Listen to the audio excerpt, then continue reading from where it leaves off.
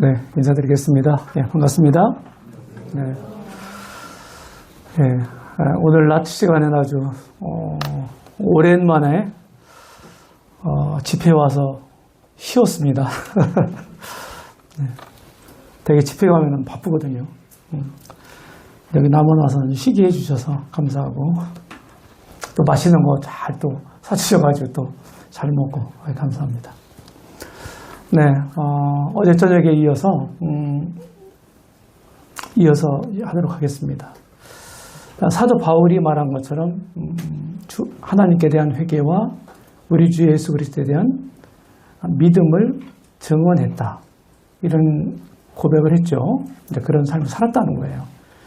우리 주님도 마가복음 1장 15절에 보면 하나님 나라가 가까웠으니 때가 찼고 하나님 나라가 가까웠으니 회개하고 복음을 믿으라 이랬어요. 회개하고 복음 믿으라. 네. 그래서 이 문제는 이제 내일 조금 제가 설명을 할 시간이 있을 것 같은데, 그래서 논리적인 구분으로 영혼들을 만나서 왜 믿어야 되는가, 믿음의 필요성이 뭔가, 구원받을 필요성이 뭔가, 이것을 먼저 말해줘야 된다는 거예요. 이것이 이제 회개에 대한 부분이다 이 말입니다. 회개에 대한 부분, 하나님이 어떤 분인지, 그리고 죄가 뭔지, 지옥이 어떤 것인지, 이걸 알지 못하면 진정한 회개는 안 일어나겠죠. 그래서 그런 그 성경 말씀을 집중해서 구도자에게 제시하고, 그리고 성령의 그 역사하심을 기대하면서 복음을 전합니다. 그래서 그거를 제가 이제 편의상 박가리 단계 그랬는데, 그런 이제 요 단계는 어렵고 중요한 단계이기 때문에 회개가, 진정한 회개가 이루어지면요, 믿지 말라고 해도 믿어요. 이게 굉장히 중요하거든요. 그리고 어려워요. 쉽지 않아요. 그래서 이거를 이제 총 4번 일반적으로 만나는데, 그거를 절반 사용합니다. 절반. 박가리 총론, 강론. 이렇게 이제 했는데, 그 다음에 이제 3일째 만나서는, 밭을 갈았으니까 뭐 해야 돼요, 이제? 씨를 뿌려야 돼요. 근데 우리가 쉽게 뭐, 복음 푼다, 풀어준다, 이런 표현하잖아요. 그 타임입니다. 예. 그거 이제 본론으로 들어가기 전에 제가 시 한 소를 읽겠습니다. 제가 시 읽는 건 알고 계시죠? 예.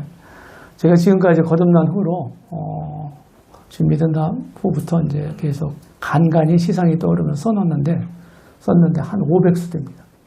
시가. 예. 주 예수 그리스도 이제 지금 오늘 교제하고자 하는 이런 이제 말씀 내용과 이제 부합되는 이런 시를 골라봤어요. 지난번에 강원도에서 장로 수양회 할 때, 그때 여기 지금 2016년도라고 되어 있는데, 그때 평창에서 했어요. 그래서 그때 이제 삼행시를 쓰라고 하는 시간이 있었는데, 수양회 이렇게 해갖고 저는 삼행시가 아니고 삼연시를 썼습니다. 시조 형태예요. 시조 배웠죠? 시조. 이렇게 한연으로 되어 있는 거는 평시조라고 그러는데, 평시조가 이제 2개 이상이면 연시조라고 그럽니다. 네. 이렇게 제가, 시간이 좀 되지만, 왜 시를 안 읽으세요? 이렇게 해가지고, 어제도 지나갔잖아요.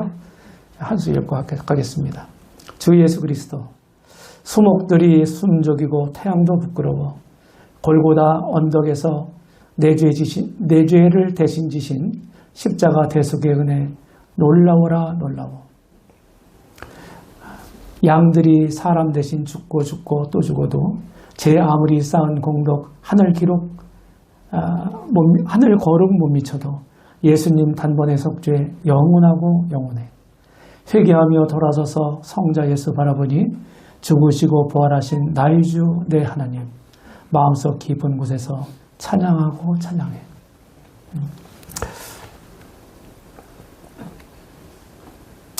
자, 예수님에 대해서. 자, 그러면은 이제 3일째 만나면은 어제까지 이제 당신은 지옥 갑니다. 지옥 갈 죄인입니다. 당신은 고장난 인생이에요. 그래서 하나님 말씀으로 고침을 받아야 합니다. 이런 얘기를 했단 말이죠. 그러고서 이제 이게 제대로 됐으면은 왜 믿어야 될 건가 하는 것을 확실하게 알고 회개를 했다면 이제 어떻게, 무엇을 믿을 건가? 이거를 이제 성경 말씀을 통해서 고도자에게 제시해 줘야 되거든요. 그죠? 그런 단계인데, 3일째 오면은 약속이 됐잖아요. 그러면 만나면은 이제, 대개는 이제 여기는 제가 이제 다 뺐는데, 과제가 있어요. 숙제를 꼭 내줍니다. 끝날 때 그냥 안 보내요. 기도하고 성경 읽고 오라고 하는데, 그냥 막연하게 안 하고, 어디 읽고, 어떤 기도를 하고 오세요. 이렇게 이제 구체적으로 안내를 해줍니다. 그럼 오면은, 아이, 잘 오셨어요. 이렇게 인사를 할 거 아니에요? 그리고서, 성경 읽고 오셨어요? 기도는 하셨나요? 기도했습니다. 어떻게 기도하셨어요? 이제 물어보는 거예요. 왜냐하면은 그 영혼의 상태를, 현재 상태를 진단하기 위한 겁니다. 진단하기 위한 거예요. 그래서 정상적으로 됐다고 판단할 때, 회개가 제대로 이루어졌다고 판단할 때, 진도를 나가는 거예요. 그 예수님 소개해줘야 돼요. 그런데 예수님을 믿을 필요성을 못 느끼는 사람은 예수님 소개해야 아무 소용이 없거든요. 지식적으로는 다 알 수 있어요. 줄줄줄줄 복음의 내용을 다 얘기할 수 있어요. 진짜 거듭나지 않았는데도. 진정한 회개가 안 이루어져서 그런 거예요. 전도자는 사람들이 가지고 있는 지성을 일깨워서 성경 말씀을 통해서 구원의 지식을 알려주는 사람이다. 그것이 이제 전도자가 할 일이에요. 할 몫이에요. 최선 다해서 적절하게 지혜롭게 하나님 말씀을 잘 설명을 해주는 겁니다. 그 다음은 어떻게 해야 돼요? 성령님이 이제 역사를 하셔야 되는 거죠.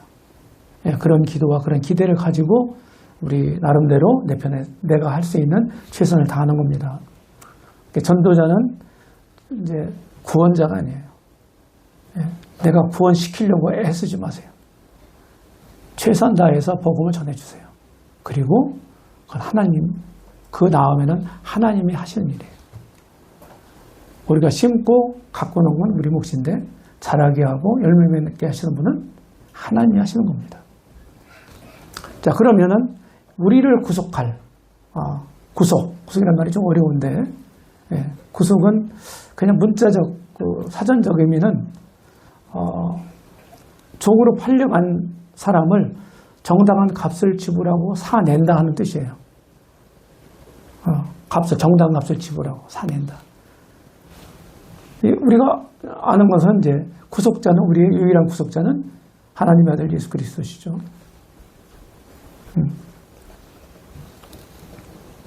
예수님의 정체, 어떤 분인가 이분이? 영원하신 하나님이에요. 성경에 보면. 그 다음에 우주의 주권자가 되십니다. 그리고 만물의 창조주예요. 그리고 진짜 사람이십니다. 그렇죠? 사람 태어나셨죠? 그리고 모든 사람의 구원자가 되십니다. 이게 성경이 가르치는 바예요. 이런 예수님을 이제 소개해 줘야 되는데, 저는 이제 마태복음 1장을 직접 펴니다. 펴서 거기에 18절부터 읽혀요. 1장 18절. 18절에 오게 되면 마리아가 성령으로 잉태된 것이 나타났다 하는 말이 나와요. 그걸 일단은 보여주고 설명은 조금 후에 합니다. 그리고 여기서 설명하는 건 이제 21절. 21절을 보세요. 제 멘트가 그래요. 보도자에. 20절 보세요. 거기 이름이 나오죠. 어떤 이름이에요? 그러면 성경 보니까 답을 할 거 아니에요? 예수요. 예수입니다. 이렇게 얘기할 거 아니에요? 무슨 뜻이죠? 이렇게 물어봐요. 그러니까 전도자가 그냥 일방적으로 막 설명해주고 혼자 그냥 다 그냥 얘기하고 하는 게 아니라, 구도자로 하여금 일단 복음을 전하는 일에 참여시키면서 생각하도록 만들고, 그리고 그가 어떤 반응을 갖는지 그런 것들을 읽으면서 그런 반응을 이끌어내는 거예요. 때로는 그냥 막 머뭇거릴 때가 있어요. 그럴 때는 촉구도 합니다. 신앙이라는 건 강요로 되는 건 아니잖아요. 그렇죠? 그런데 강권할 필요가 있어요. 촉구하는 거예요. 믿으시겠습니까? 안 믿으시겠습니까? 진짜 지옥 가시겠습니까? 이렇게 이제 하는 거예요. 그러면 본인이 결정하는 거죠. 거기까지 이제 전도자가 할 몫인데, 예수를 알아. 그랬어요. 그러면 이제 그 성경이 있으니까, 말씀했으니까, 이는 저가 구원할 자다. 저희 주에서 구원할 자다. 하는 의미입니다. 그렇죠? 한마디로 말하면은 죄 때문에 지옥 갈 나를 거기서 건져주시는 나의 구원이시다 하는 의미입니다. 예수라는 이름은. 그래서 23절 보세요. 무슨 이름이죠? 임마누엘이요. 무슨 뜻이죠? 하나님 우리와 함께 계시다. 그러죠. 네. 그래서 임마누엘이라는 말은 사실은 이스라엘 나라 말, 히브리어라고 그러죠. 히브리어를 우리말로 그냥 소리 나는 대로 그냥 적어 놓은 거예요. 어려운 말, 음역이라고 그러는데 음역한 거예요. 마이크, 노트북, 마우스. 우리나라 국산말이 아니잖아요, 이게. 다 외래어잖아요. 영어잖아요. 그렇죠? 표기하고 그냥 우리가 읽고 사용한단 말이야, 뜻이 뭔지를. 임마누엘이라는 말도 그런 말이다. 네, 히브리어로 엘이라고 하는 말이 하나님이라는 말이에요. 단어예요. 하나님이 임마누엘, 우리와 함께 하신다는 뜻이에요. 그래서 그 두 이름을 보면, 마태복음 1장에 나오는 두 이름을 보면 예수님이 두 가지 이름을 가지고 있었는데 그분은 나의 구원자뿐만 아니라 구원자가 되시고 나의 하나님이 되신다. 신약적인 용어로 나의 하나님은 나의 주님이 되신다는 거예요. 주님. 구약 성경에 하나님을 가리키는 이름들이 많이 있죠. 엘로힘, 여호와. 또 하나는 아도나이란 말이에요. 아도나이. 히브리어로 그게 하나님이라는 뜻이에요. 그게 나의 주 이렇게 번역이 됐어요. 우리말로. 구약 성경에. 이 말이 신약의 이제 그리스 말로 헬라어로 큐리오스라는 단어예요.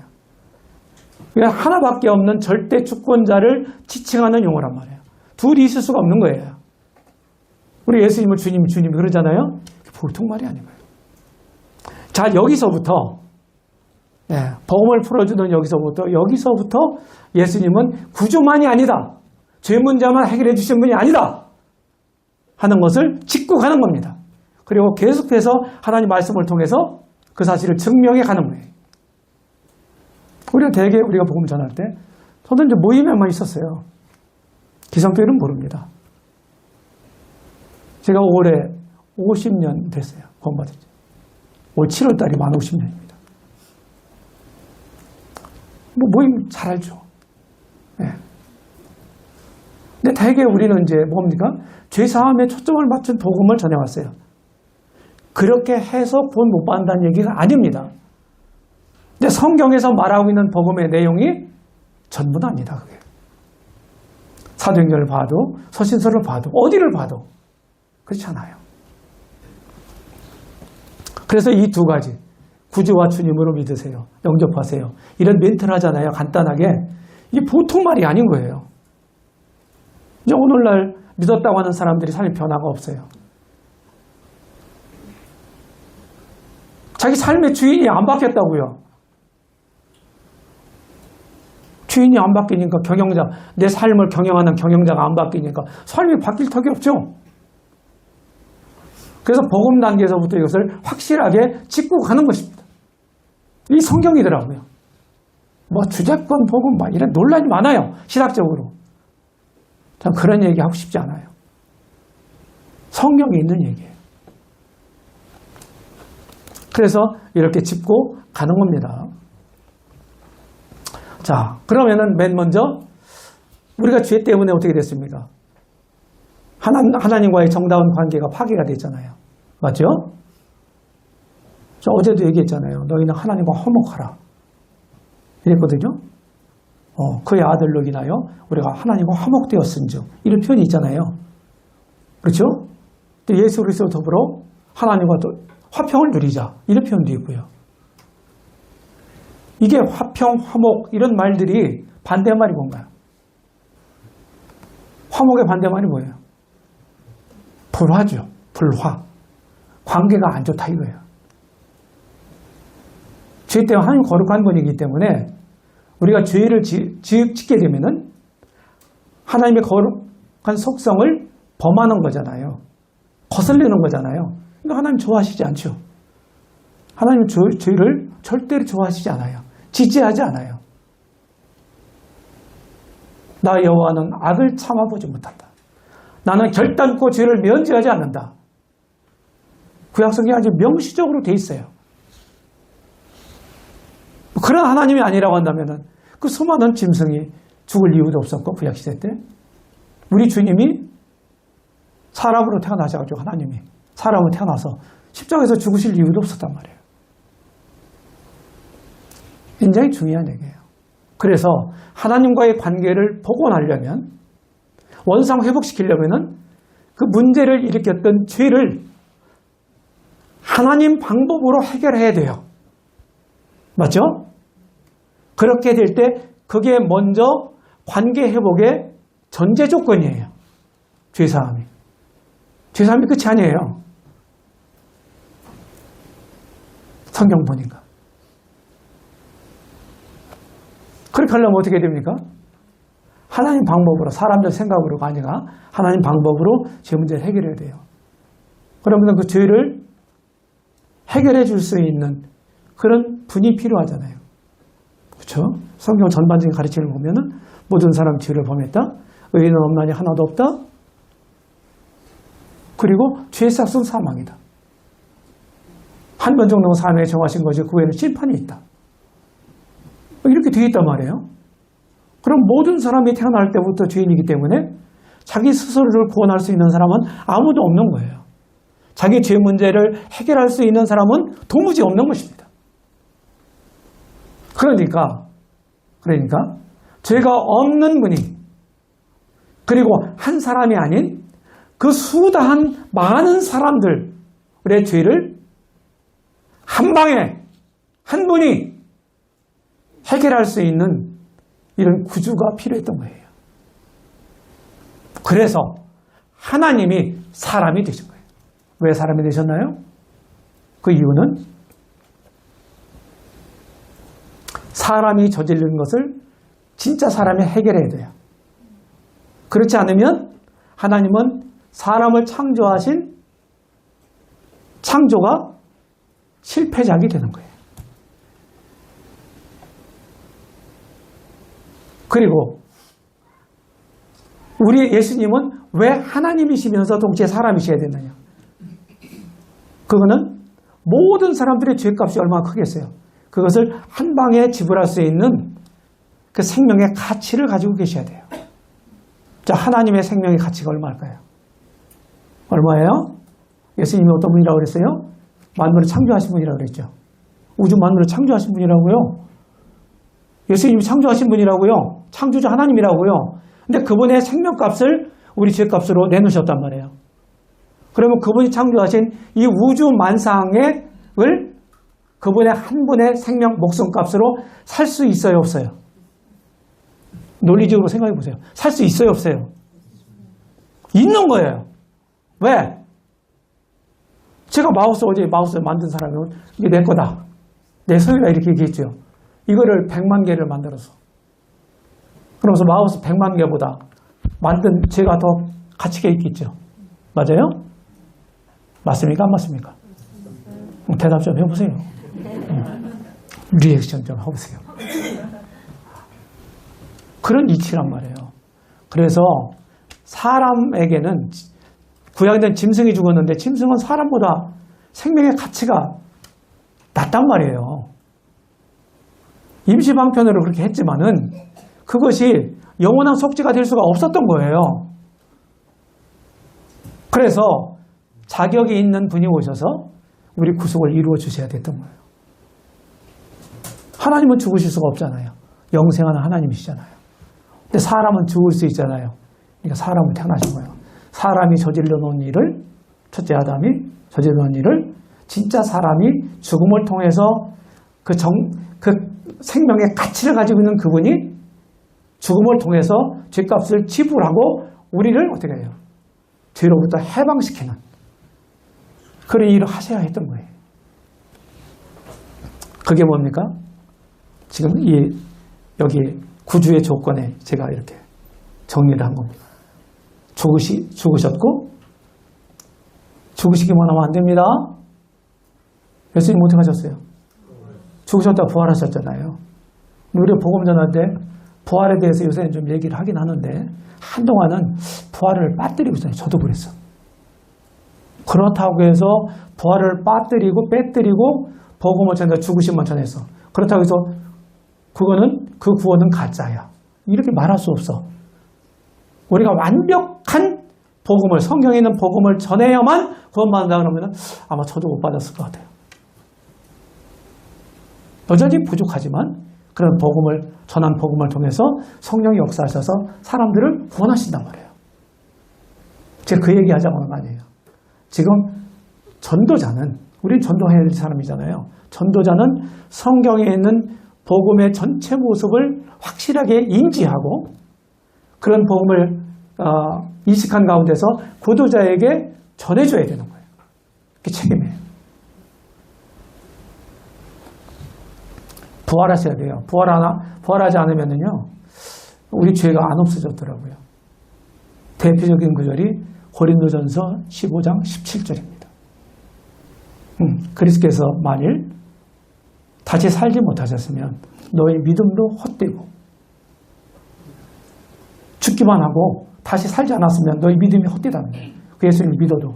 그리고 너희 죄가 여전히 너희 가운데 있을 것이고 그랬어요. 이게 고린도전서 15장 17절 말씀이에요. 이게 무슨 말인가 도대체. 늘 읽던 말씀이었어요. 제가 전도를 열심히 할 때 아주 이 복음에 관계된 구절들을 읽을 때 이거 얼마나 읽었겠어요. 그런데 그게 딱 다가오더라고요. 아, 이런 의미였구나 이게. 부활은 성경에 보니까 뭐 친히 살아났다 하는 표현도 한두 개가 있는데 대부분 하나님이 살리시고, 하나님이 살리셨대요. 예수님은, 죽은 예수님은. 예수님께 우리를 위한 죄의 제사를 누구에게 드렸어요? 예수님이. 하나님께 드렸죠. 하나님 다시 살렸어요. 그 얘기 무슨 얘기예요? 내가 죄의 제사를, 많은 사람들의 죄의 제사를 내 몸으로, 내 생명으로 드렸는데 내가 만족하게 받았어. 이런 의미로 살렸다는 겁니다. 그래서 예수님 부활은 우리를 의롭다 하시고 살아나셨다는 거예요. 로마서 4장 25절. 이런 의미로 다시 그게 다 이렇게 연결되면서 이해가 되더라고요. 중요하죠? 중요하죠. 죽으시고 부활하신 거예요. 이게 복음의 핵심이에요. 자, 어떤 사역을 하셨나요? 우리 다 알죠. 양손에 못이 박히시고 발에 못이 박히시고, 그렇죠?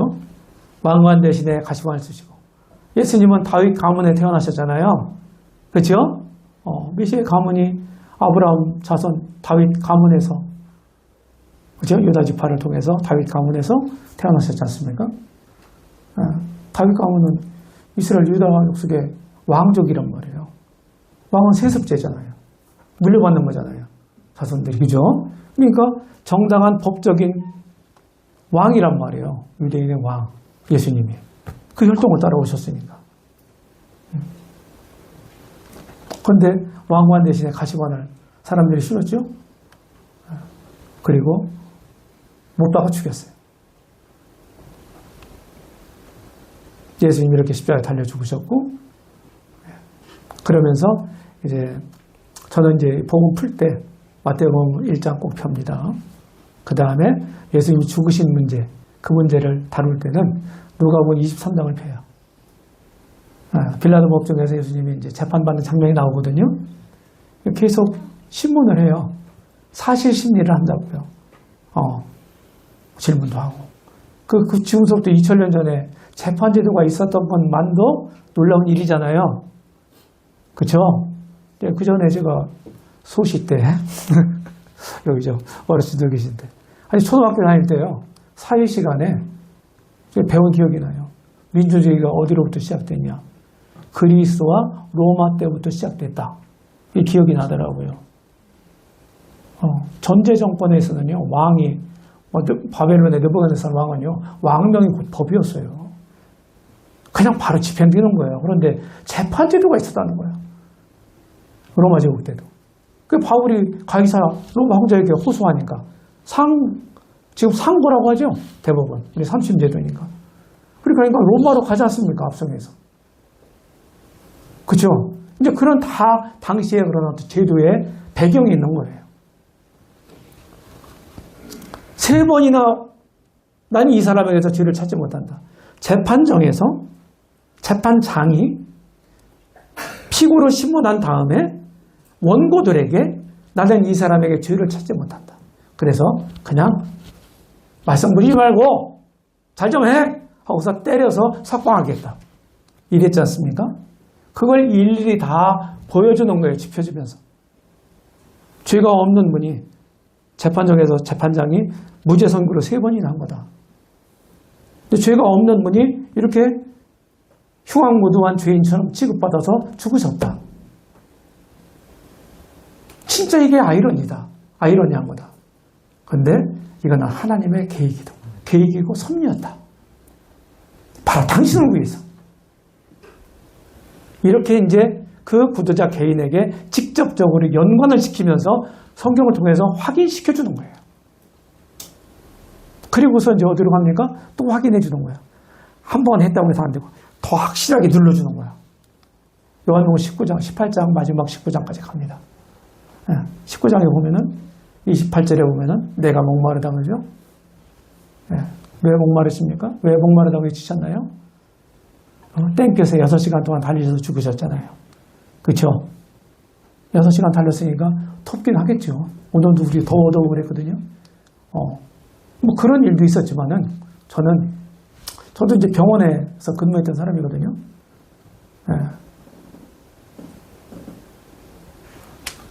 사람은 성인이 그냥 페트병으로 3병, 1.5리터 페트병으로 3병 정도의 혈액이 있다고 그래요.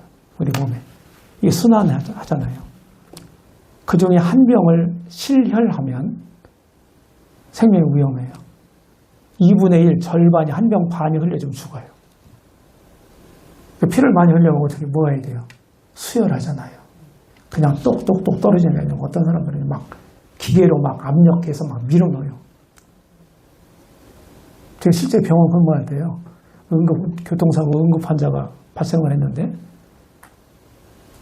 운전대에다가 여기가 탁 이렇게 하면서 압축이 되면서 간이 다 웃게 됐어. 하루 저녁에 피를 제가 거의 100병을 줬어요. 죽었어요. 밤새고 피주다 판났어요. 막 크로스 매치기라는 거 하고 막 그냥 다 하거든요. 그냥 내주는 게 아니에요. 여기 우리 자매님 신장이 좀 잘하시겠네. 저하고 이제 동종 걷기였으니까. 피를 많이 흘리면 생리적인 현상이 뭐가 나와요? 갈증이 생겨요. 갈증. 내가 목마르다고 외치신 그 이마디가 그런 의미가 내포되어 있는 거예요. 피를 많이 흘려서 생명의 피를 목마르다고 하신 거예요. 그리고 다 이뤘다 하시고 돌아가셨잖아요. 다 이뤘다고 하는 말이 무슨 말인가요? 이것도 설명을 해요. 이 말이 원래 신약성경이 당대 만국 공용어가 이제 요새 그리스라고 하는 나라 있잖아요. 그리스어였어요. 그리스 말. 요새는 뭐 영어가 이제 많이 보편적으로 전 세계적으로 통용되잖아요. 그런 것처럼. 헬라 제국의 알렉산더가 문화와 언어를 자기 나라, 자기 제국의 것을 그 당시에 전 세계에 다 퍼뜨려 놨어. 헬레니즘이라고 그러잖아요. 그러면서 로마에서 멸망한 후에도 여전히 그 문화와 언어는 여전히 지배하고 있었어, 전 세계를. 그래서 많은 사람들이 읽을 수 있는 언어로 신약성경이 기록된 거예요. 그것도 그냥 보통 서민들이 사용하는 언어로. 다 이루었다. 이 말이 상거래 용어라는 거예요. 값을 이제 뭐 물건 살 때 이제 값 흥정하고서 얼마였어요? 얼마입니다. 값을 지불하고 다 이루었습니다. 이게 이제 테테리스타이라고 했던 말이라는 거예요. 의미는 계산 끝났어요? 값 다 지불했어요? 이런 의미라는 거예요. 용어 자체가. 그럼 무슨 값을 다 지불했다는 거예요, 도대체? 예수님이 십자가에서 그렇게 하고 돌아가셨는데 저와 여러분들의 값이죠. 죄값이죠. 이런 걸 구조적으로 설명을 하는 거예요. 그리고 예수님 이제 부활하신 거 얘기하죠. 오늘날하고 이제 유대인의 문화하고 장례 문화하고 우리하고는 조금 다르잖아요. 그쪽은 비가 잘 안 오는 동네입니다. 그리고 이 땅 토질 자체도 달라요. 우리 한국하고. 그래서 이렇게 땅을 파면은요, 마치 여기 뭡니까 마사토? 그 비슷한 거예요. 그것보다 조금 더 단단한 거. 그래서 곡괭이로 막 팔 때는 잘 파지는데 이게 공기하고 딱 접촉이 돼서 좀 시간이 좀 지나면요, 마치 콘크리트 벽처럼 단단해진대요. 이제 그런 성질이 있어가지고 비도 많이 안 오죠. 또 그런 성질의 그런 그런 땅을 토지를 가지고 있죠. 그러니까 이렇게 풀을 파놓고 사람들 시신을 영습을 해서 갖다가 안치해놓고 그냥 이게 뭐 바위 같은 걸로 이렇게 앞에 이렇게 굴려서 막아놓고 이런 굴혈식 장례법이었다는 거죠. 당시에. 우리는 매장 문화 지금 화장하잖아요. 납골하고 이런 문화로 지금 바뀌었는데 이런 거예요. 그래서 당대의 이런 문화 이런 것들을 이해를 해야 되는 거예요. 우리가 제대로 잘 이해를 하려면 이런 거 설명을 해주는 겁니다. 이렇게 해서 예수님은 살아나셨다. 너희가 십자가에 못 박히신 나사렛 예수를 찾는구나. 그가 살아나셨고 여기 계시지 않는다. 천사가 한 얘기잖아요. 네. 자, 이제 정리합니다. 근데 복음의 진수를 얘기했잖아요. 지금까지 정리를 딱 해주는 거예요. 한 것으로. 복음의 핵심이 뭔가? 예수님의 어떤 신분적인 거 두 가지 요소, 그리고 예수님이 하신 일, 사역적인 부분 두 가지. 이게 복음의 핵심이다. 저는 이제 이렇게 얘기를 하는데 그렇게 하는 이제 근거가 있어요. 나중에 이제 내일 얘기가 나올 텐데 사도 바울의 서신이 몇 권입니까? 13권이야. 신약 성경. 그죠? 히브리서 빼고. 바울 이름 확실하게 저자가 분명한 서신 13개는 거예요. 거기를 다 통틀어서 보면 내가 너에게 전했다 하는 말이 고린도전서 후서에 고린도 교회에 보낸 두 편지가 있잖아요. 고린도전서 후서에 내가 전했다는 편이 4권 나와요. 4권. 그래서 고린도후서 1장 여기 19절에 보면은 너에게 전파된 하나님의 아들 예수 그리스도 이런 말이 나오고, 그 다음에 이 하나님 아들이 제가 이미 설명했잖아요. 하나님 아들은 누구예요? 하나님이시잖아요. 창조주잖아요. 우주 만물 창조주. 그러니까 모든 사람들의 죄값을 넉넉하고도 충분하게 지불할 수 있는 자격을 갖춘 분이에요. 구주로서 자격을 구비한 분이라고요. 이분이 바로 고도자 당신의 죄 때문에 피 흘려 십자가에서 죽으셨다. 고린도전서 1장 23절에 보면은 뭐라고 되어 있어요? 우리는 십자가에 못 박힌 그리스도를 전한다. 바울이 그랬잖아요. 십자가에 못 박힌 그리스도를 전한다. 여기서 제가 또 한마디 할게요. 우리는 역사적 사실을 믿는 게 아닙니다. 2000년 전에 이루어진 십자가를 믿는 게 아니에요. 오해하지 마세요.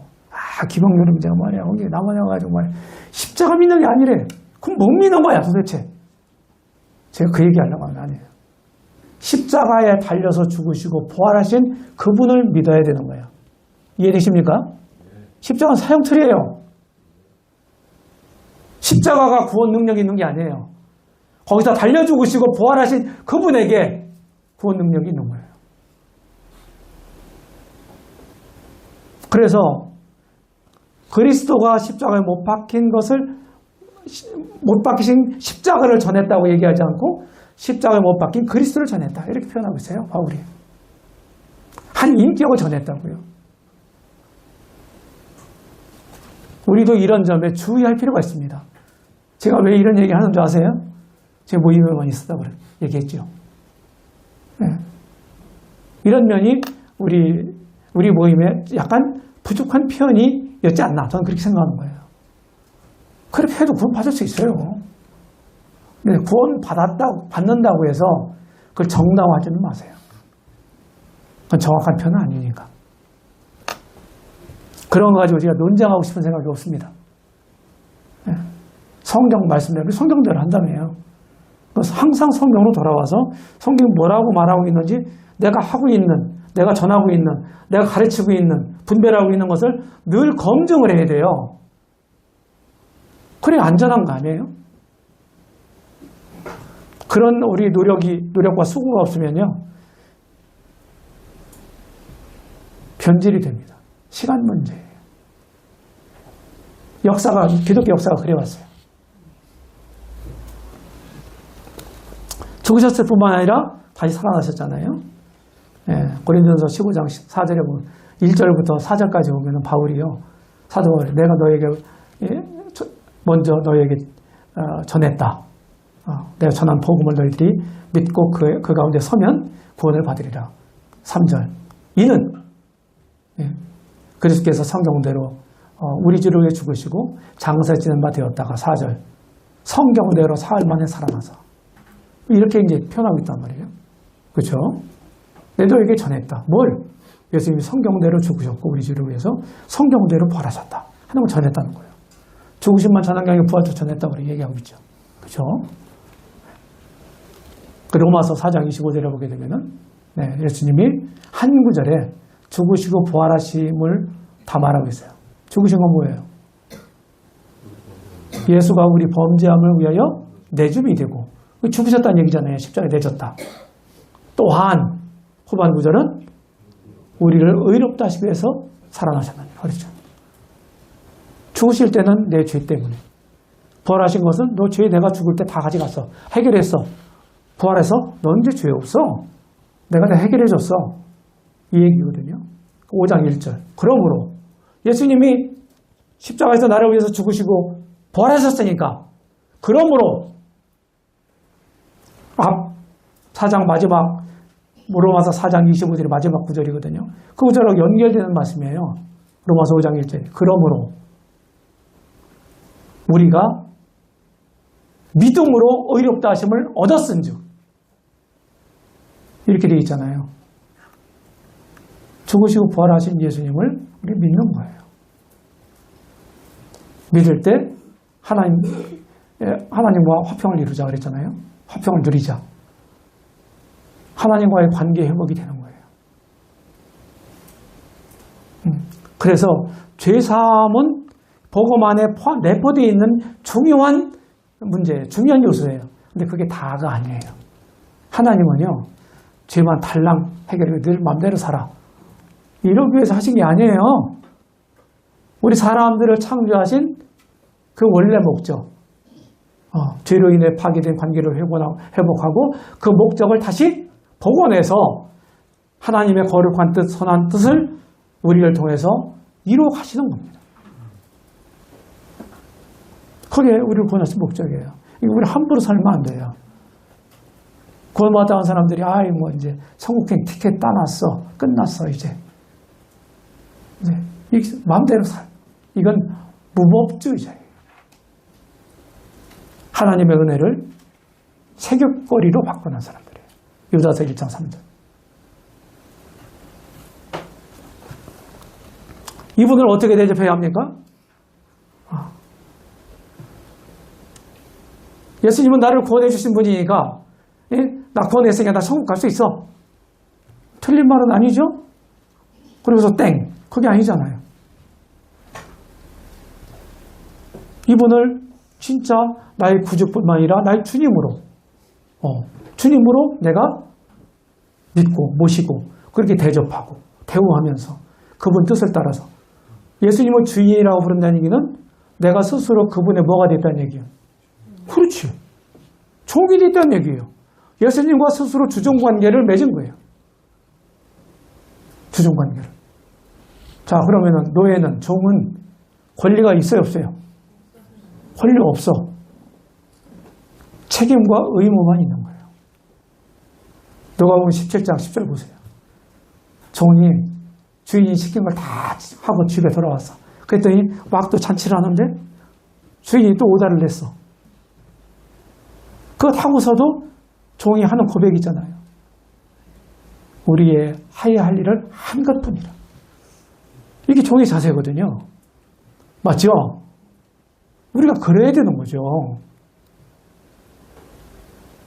뭘 했다고 그냥 막 과시하고 내세우고 이거 아닌 거예요. 그래서 제대로 이 믿는다고는 얘기는 뭐냐? 저는 이런 표현을 써요.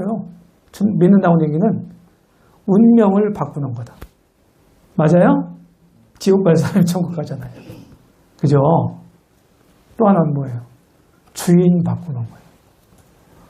내가 주인 되어 살아왔잖아요. 그렇죠? 그러다가 예수님을 주인으로 모신 거잖아요. 주인 바꾸는 거예요. 그리고 주인 바꾸니까 경영자, 내 삶의 인생의 경영자가 바뀌니까 경영 방침이 달라질 거 아니야, 나하고. 근데 당연히 나라고는 우리 주님의 회사는 당연히 다르게 운영이 되겠죠. 맞아요? 달라질 수밖에. 내가 다른 가치와 다른 목적과 이런 다른 방법으로 쭉 살아왔는데 믿었어. 주인을 바꿨어. 주인의 뜻대로 내가 살아가기로 다짐을 하고 그렇게 맡기고 내가 그 뜻을 성경을 통해서 배워가. 그 배운 대로 내가 행해. 주인의 뜻대로. 그럼 삶이 바뀔까요? 안 바뀔까요? 당연히 바뀌죠. 진짜 믿은 사람들이 삶이 바뀌는 거는요. 특별한 게 아니에요. 당연한 거지.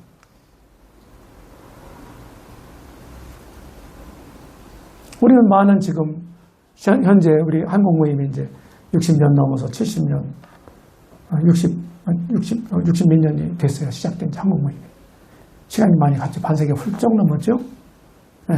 그러면서 이제 믿음의 2세, 3세가 같이 우리가 1세대로 같이 지금 모이고 있단 말이에요. 그죠? 세대 교체 시간이란 말이에요. 이러면서 전에 우리가 고민하지 않았던 문제들이 지금 있단 말이에요. 진짜 뱃속에서부터 엄마 따라서 교회에 왔던 우리 그 2세들이 여기도 있잖아요.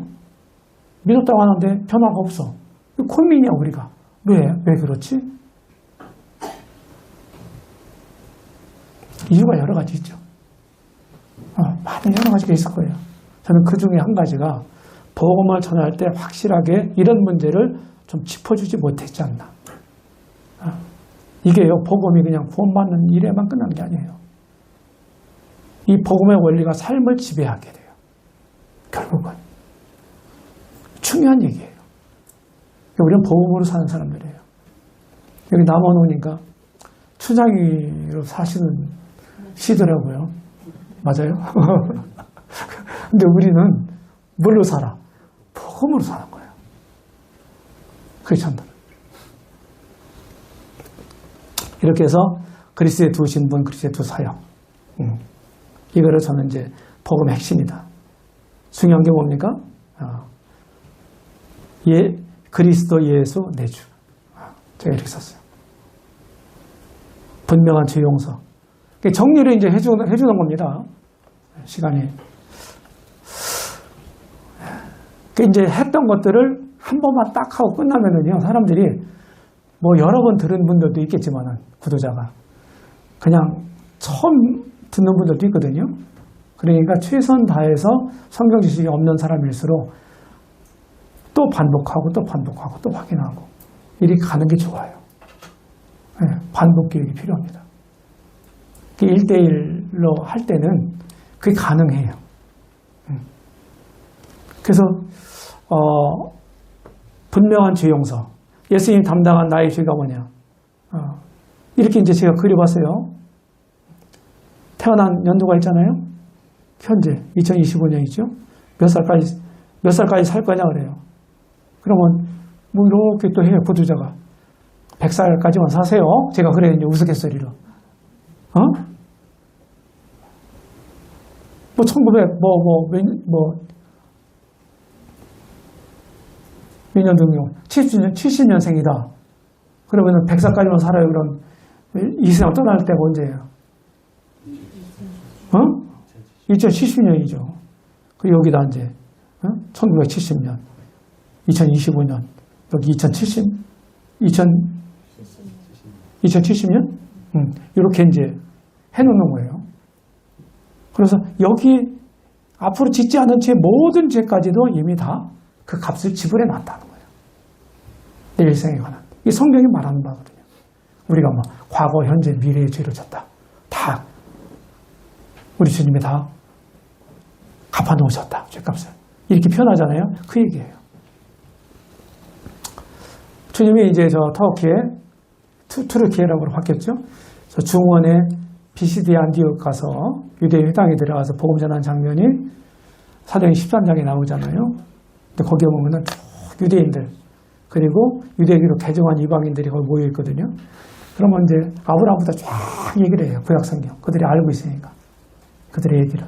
그러고서 결국 귀결이 누구예요? 예수 그리스도예요. 네. 너희가 알 것은 이 사람 누구예요? 문맥적으로 보면 예수 그리스도예요. 네. 이 사람을 힘입어 죄사함을 전하는 이것이며 또 모세의 율법으로 너희의 의롭다 하심을 얻지 못하던 모든 일에도 이 사람을 힘입어 믿는 자보다 의롭다 하심을 얻는 이것이라.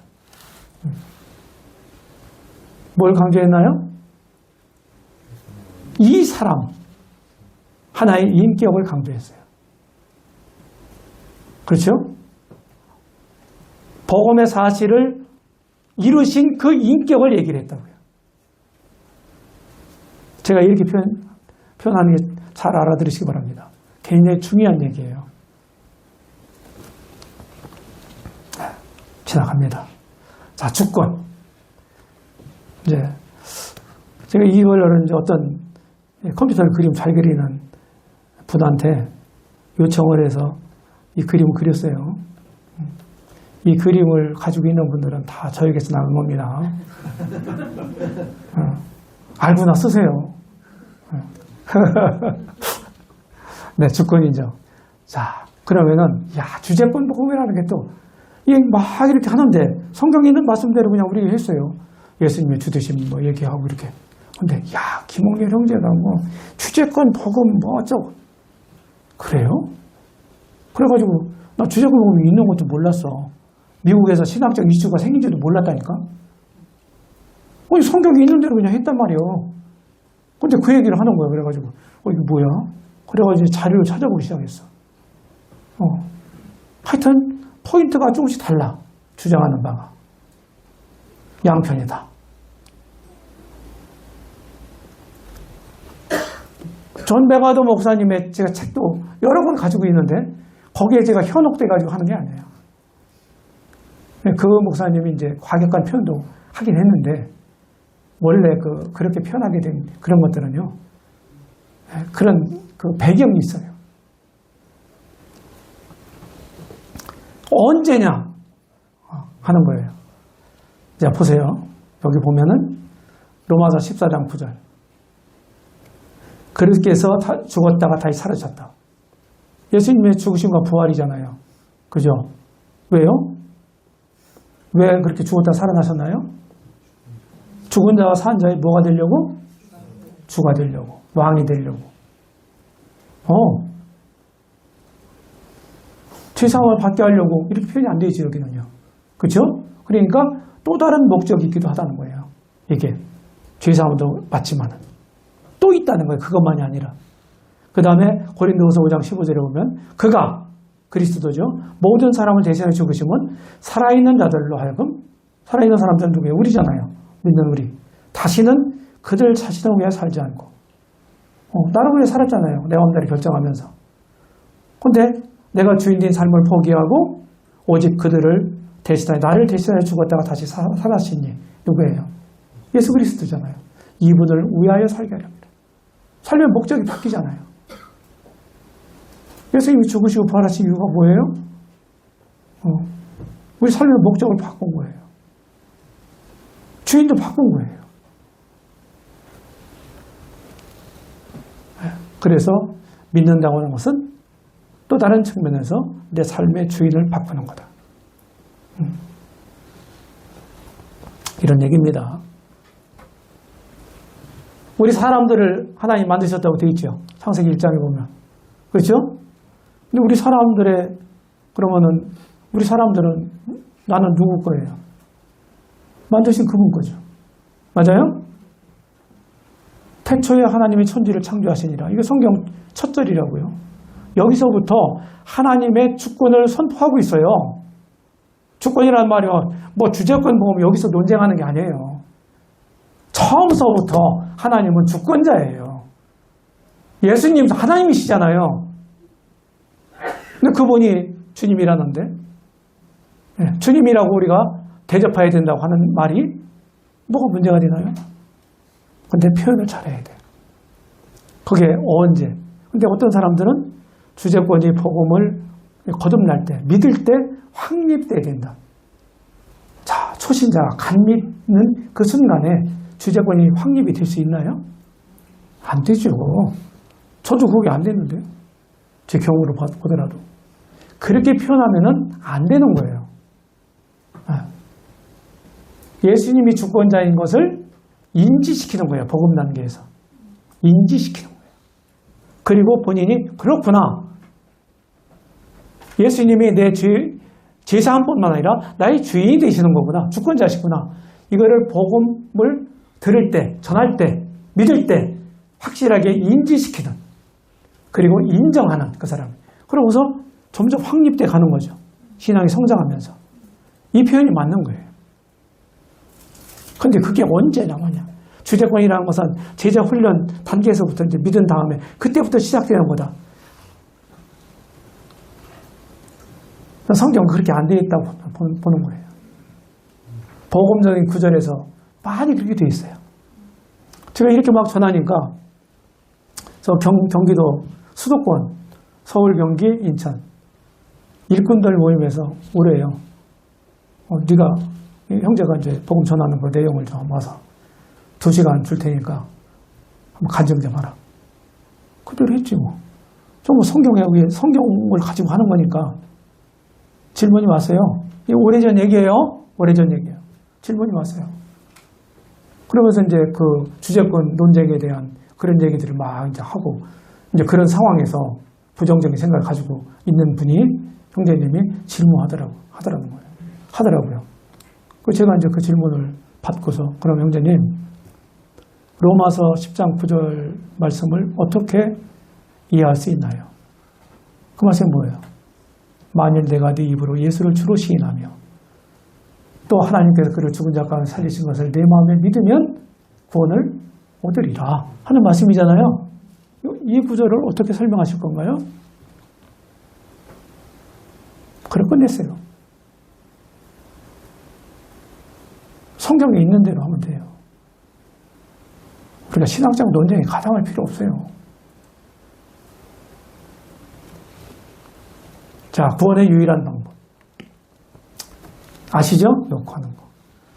자, 라오디게아 교회 볼지어다 내가 문을 두드린다. 이게 이제, 계시록 3장 20절 라오디게아 교회에 하시는 말씀이죠. 이 말은 복음 전할 때 전화만 쓰면 안 돼. 교회에게 하신 말씀이야. 물론 교회에게 하신 말씀이에요. 그거 모르는 바가 아니잖아요. 그런데 이것을 복음적으로 적용은 하면 뭐 문제가 되나요? 라오디게아 교회는 문제가 있는 교회죠. 교회 주인 되시는 머리가 되시는 예수님이 문 밖에 서 있다는 자체가 문제잖아요. 그죠? 문을 두드리고 있어. 내가 들어가겠다. 너희들 중심에. 이렇게 하고 있는 거잖아요. 근데 그런 말씀이 복음적으로 똑같잖아요. 비슷한 맥락이잖아요. 하나님이 내 마음 보좌의 중심에 계셔야 되는데 이분을 내가 버렸잖아요. 생수에 걷는데 하나님 버렸잖아요.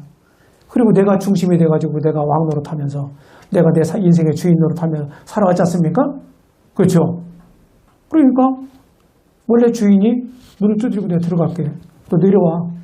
그러시는 거 아니에요. 영적 판단에 모셔드린다는 뜻이잖아요.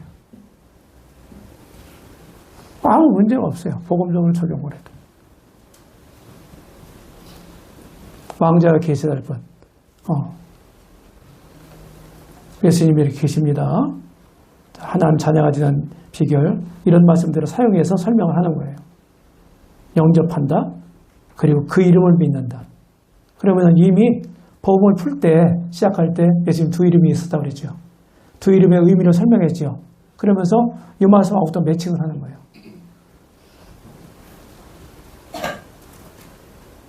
저를 아시는 분들은, 잘 아시는 분들은 제가 이제 이름이 김홍렬이잖아요.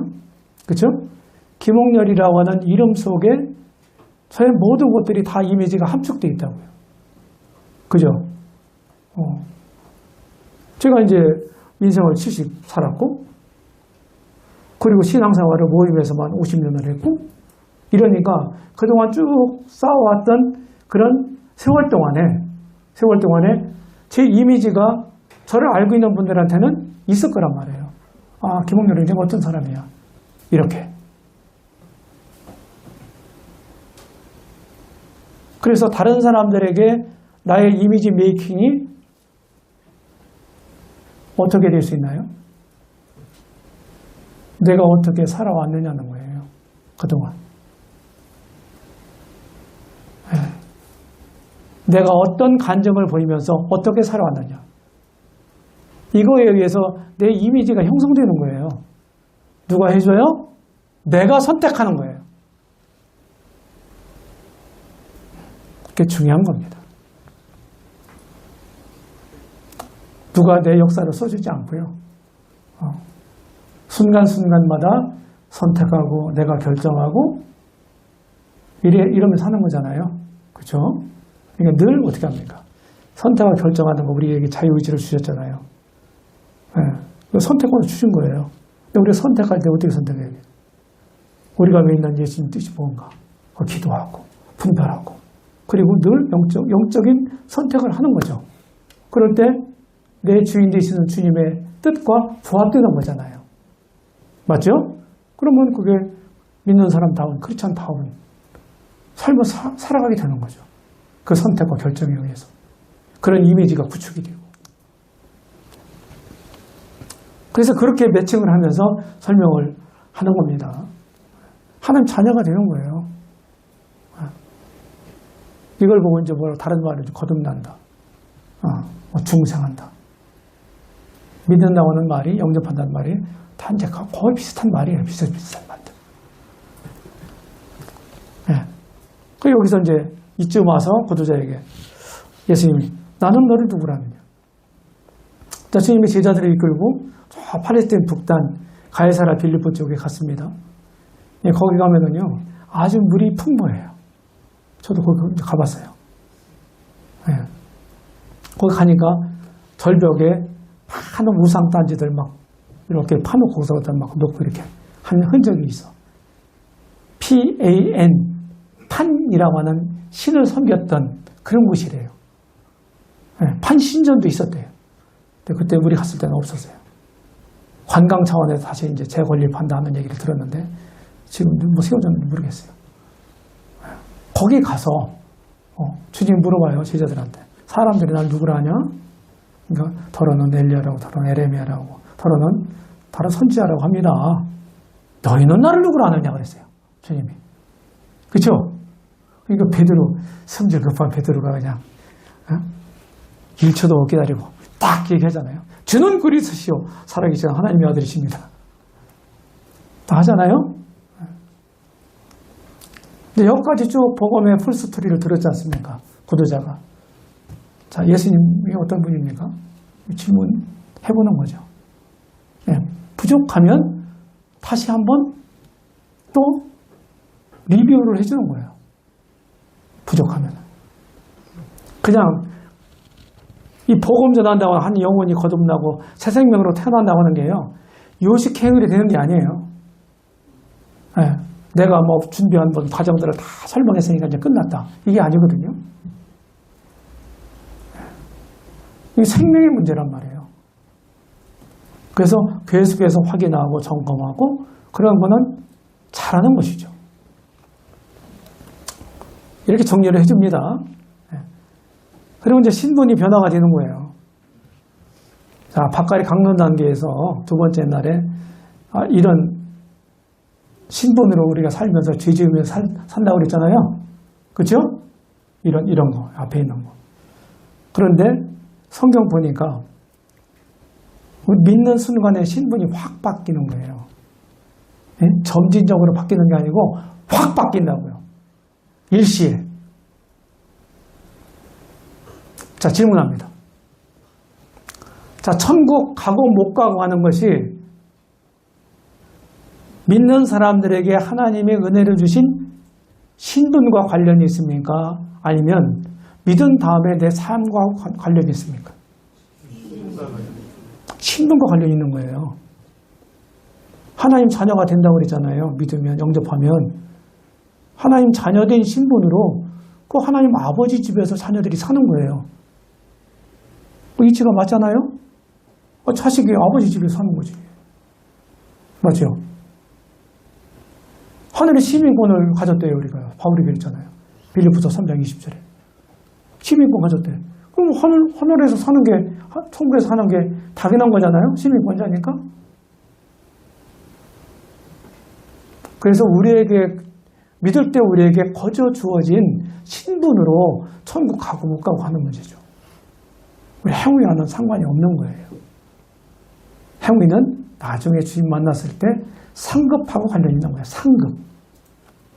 이제 그런 걸 좀 구분해 주면 좋아요. 제가 대표적인 구절을 이렇게 이제 했습니다. 이렇게. 죄인이 의인이 되고, 믿는 순간에 사형수가 자유인이 되고, 죄의 종이 의의 종이 되고, 마귀 자녀가 하나님 자녀가 되고, 하나님 원수가 하나님과 화목이 된다.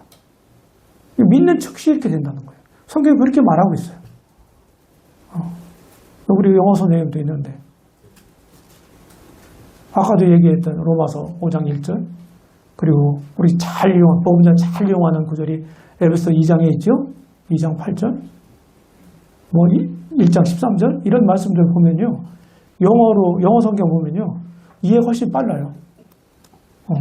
저도 영어 잘 못하는 사람인데, 영문법으로 따지면.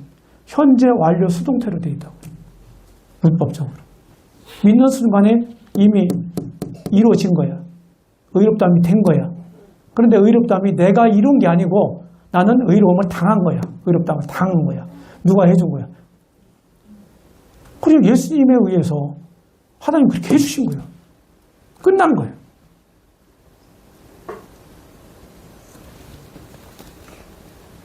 그 주인 바꾸고 여기 누가 앉아 있었어요? 내가 앉아 있었잖아. 그치? 그 내가 내려오고 어서 오세요. 주인이 앉혀드린 거예요. 그래서 이제 구조자에게 여기까지 왔으니까 이렇게 쭉 정리를 해주는 겁니다. 신앙의 진단.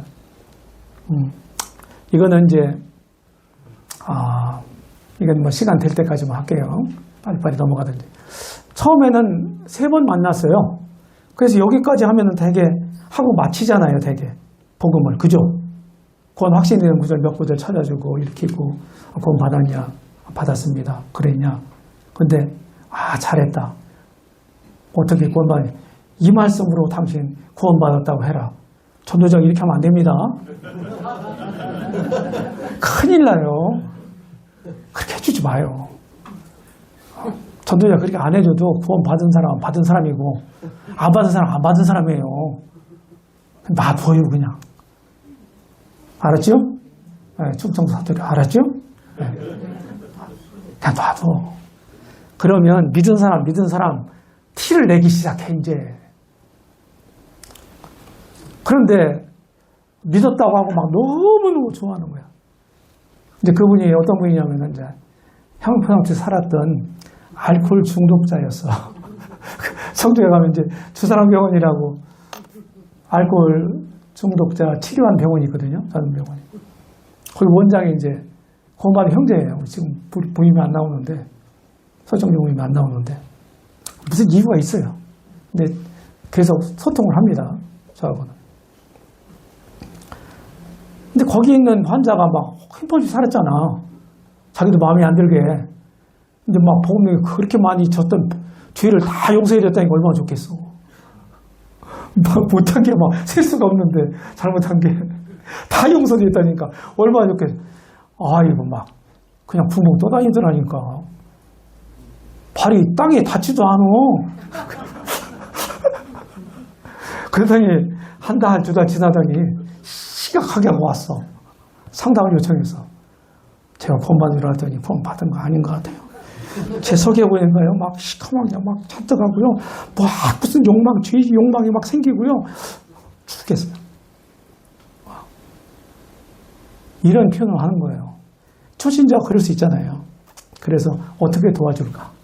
그러다가 한 단계를 더 만들었어. 구원과 관련된 교리를 아주 일목요연에 탁 정리해서 한번 해주는 거예요. 믿었다고 시인한 사람들에게. 그건 이제 다지기 단계다. 예전에 우리 보리밥 밟기 했죠? 그쵸? 대답을 안 해. 모르니까 대답을 안 했겠죠?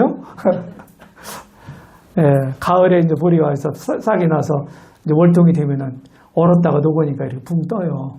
이른 봄에 그걸 밟아주거든요. 예, 죽으니까. 보리밥 밟기 생각나. 다지기 단계라 그랬어요. 이제 말씀을 더 확실하게 이제 구원의 확신을 갖도록 해주는, 정리해주는 거죠. 그래서 이제 이게 다지기 단계입니다. 신앙의 진단. 맨 먼저 잘 알고 있는 고린도후서 13장 5절 말씀을 찾아서 읽힙니다.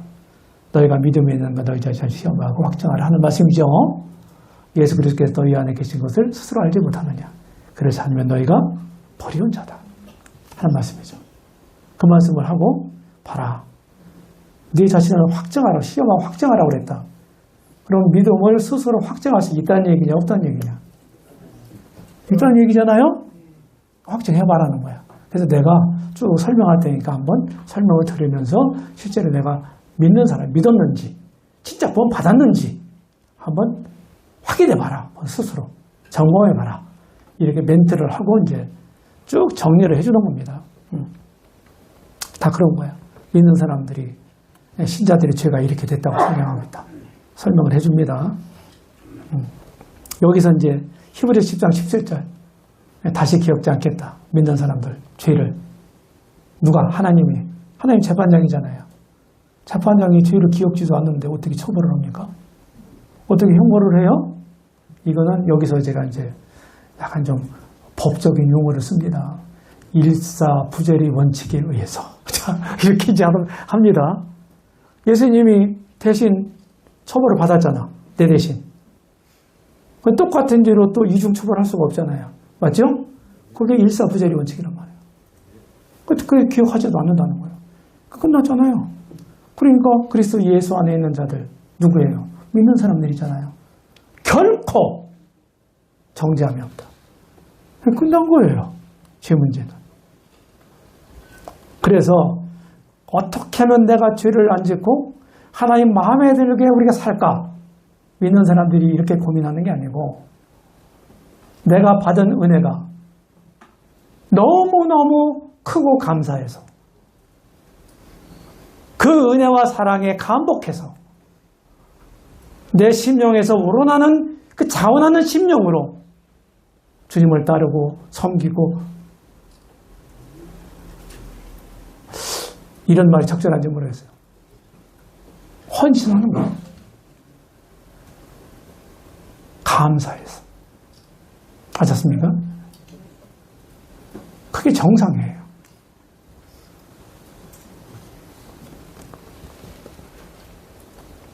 구원의 영원성. 영원하신 하나님이 성부 하나님이 계획하시고 우리 구원을 영원하신 성자 하나님이 구속을 완성하셨고 영원하신 성령님이 이걸 복음을 증거하시잖아요. 그러면은 믿는 자는 영생을 가졌다니 영원히 멸망치 않을 터요. 이렇게 해놓으시고 야, 너 마음에 안 든다? 그 취소?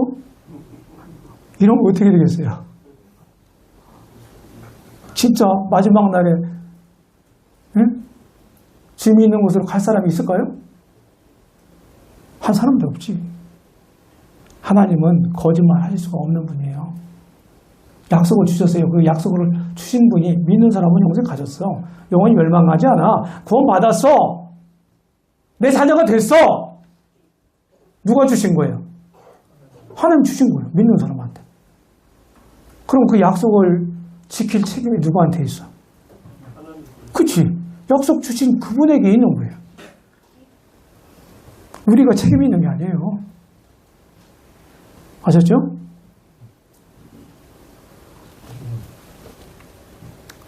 죄사함의 분명한 확신 얘기하고 주권 확립. 이걸 이렇게 정리합니다. 회심 과정에서 예수님이 나의 주님 되신다 하는 것을 어떻게 인정해야 돼요. 인지하고 인정해야 돼요. 그렇죠? 그리고 신앙이 성장하는 과정에서 확립이 돼가는 겁니다.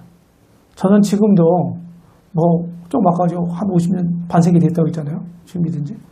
그때 주제권이 나는 확립됐습니다. 제가 감히 이런 표현을 쓸 수 있을까요? 전 완성품이 아니거든요. 아주 완성을 향해 가고 있는 과정 중에 있어요. 저도. 그러니까 그렇게 못 박아서 딱 얘기할 수 없어요. 제 신앙 양심으로. 이제 그런 문제를 신학적인 논쟁을 막 통해서 얘기하고 그런 에너지를 소모할 필요 없다. 그런데 대속의 목적 정리합니다. 왜 예수님이 모진 고통을 감내하시면서 죽으시고 부활하셨는가? 첫 번째, 속죄. 우리의 속죄를 위해서. 죄 문제, 죄 사함을 위해서. 두 번째, 주권을 회복하기 위해서. 자, 여기서. 내가 믿을 때 예수님을 나의 주님이라고 내가 인정하지 않는다고 해서 그분은 주권자가 아닙니까? 주권자세요. 본래부터. 신약 성경에 의하면 여러 구절에서 그분은 우주 만물을 창조하신 창조주래요. 거기에 우리 사람들, 인간들도 포함되어 있잖아요. 하나님의 창조물 안에는. 그죠? 창조세계에는. 그럼 나를 만드셨다면 그분이 내 주권자, 내 주인인 거, 소유주인 거 맞죠? 맞잖아요. 그런데 내가 인정하지 않았을 뿐이야. 믿기 전에는. 근데 복음을 통해서 그분을 알게 됐고 그분의 주권을 다시 내 안에서 회복하는 거예요. 새로 만드는 게 아니고. 이해되십니까? 뭐가 문제가 되나요? 이게 성경하고 안 맞는 얘기인가요? 제가 얘기하는 게? 믿을 때 없었던 주권이 새로 생기는 겁니까? 그거 아니잖아요. 예수님이 본래 주권자였다니까요. 믿는 사람, 안 믿는 사람에게도 여전히 주권자예요. 그 사람들이, 안 믿는 사람들이 인정하지 않을 뿐이지. 결국 그 주권자 앞에 나중에 전부 설 날이 온단 말이에요. 그분은 의로우신 재판장이다. 이렇게 돼 있어요. 성경에. 또 한 가지 얘기하면은 하나님의 모든 경륜, 아담을 창조하시고 그리고 둘째 아담을 통해서 하나님의 인간을 통해서 이룩하시고 난 모든 하나님의 경륜, 이것을 완성하시는 거예요. 그 완성하실 분이 누구예요? 십자가에서 죽으시고 부활하신 그분이.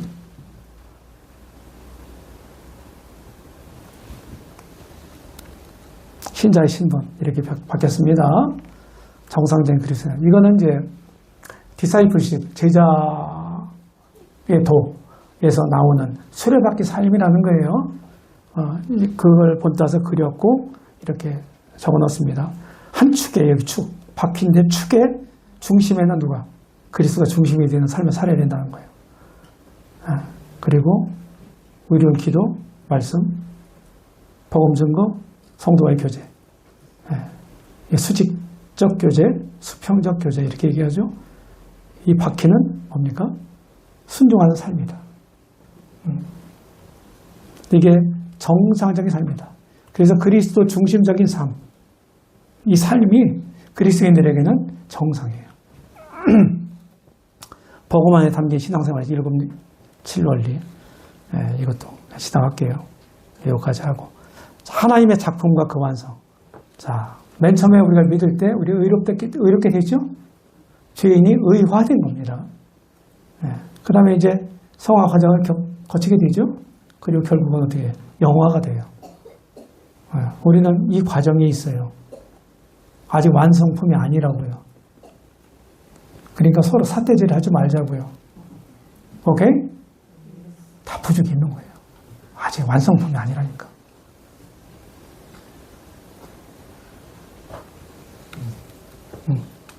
이렇게 해서 우리는 신앙은 이제 자라나는 겁니다. 생명체는 자라는 거예요. 그죠? 무생명체는 자라지 않습니다. 생명이 없으니까. 생명체는 자라는 거예요. 우리 신앙은 생명이에요. 자라는 것이 정상이에요. 이렇게 해서 결국은 우리가 주님을 닮는 거잖아요. 그렇죠? 성경 말씀 열심히 공부하십시오. 그래서 성경을 통해서 우리가 이런 지식을 갖게 되는 거죠. 그럼 그 지식이 그냥 지식으로만 남아있으면 안 되고 그것이 영성이 되어야 되는 거예요. 영성화가 되어야 되는 거예요. 하나님은 거룩한 분이다. 이 사실을 성경을 통해서 내가 지적으로 알았다고요. 지식으로. 거기서 끝나면 안 된단 말이에요. 거룩한 분이니까 그래. 내가 하나님 앞에서 근신하면서 진짜 그리스도인한 삶을 살아야 되지. 하나님은 모든 것들을 다 하시고 모든 곳에 계시니까 그분 앞에서 내가 합당하게 살아야지. 여기까지 연결이 되는 거예요. 그렇게 하면서 결국은 우리 최고의 모델이 누구예요? 주님이잖아요. 주님을 그 아들의 형상을 본받게 하기 위해서 우리를 구원하셨다는 거예요. 주님을 우리가 배워야 되는 거죠. 닮아가야 되는 겁니다. 제가 이제 예수화라고는 말을 썼는데 그게 그 말이에요. 이렇게 해서 제가 31분 오늘은 실시간도 없이 매달렸습니다. 고생하셨어요.